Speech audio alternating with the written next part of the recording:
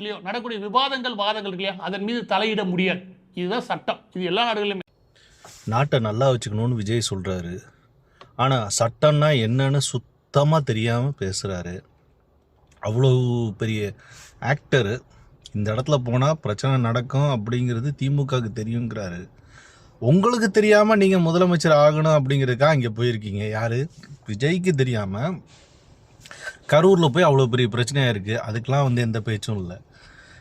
What tax, அந்த tax, இந்த டேக்ஸ்ன்னு 200% மருந்து இருந்தது. நீங்கள் 5% வந்திருக்கு. பாஜக ஓட்டு போடணும்னு தோணல. 200% டேக்ஸ் இருந்தது, நீங்கள் 5% வந்தது. பாஜக ஓட்டு போடணும்னு தெரிய மாட்டேங்குது உங்களுக்கு.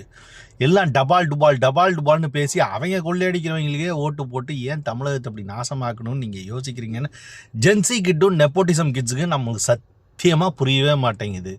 பாஜக உங்களுக்கு என்ன தப்பு பண்ணுச்சுன்னு கீழே இருக்க கமெண்ட் செக்ஷன் பாக்ஸில் கமெண்ட் பண்ணுங்கள்.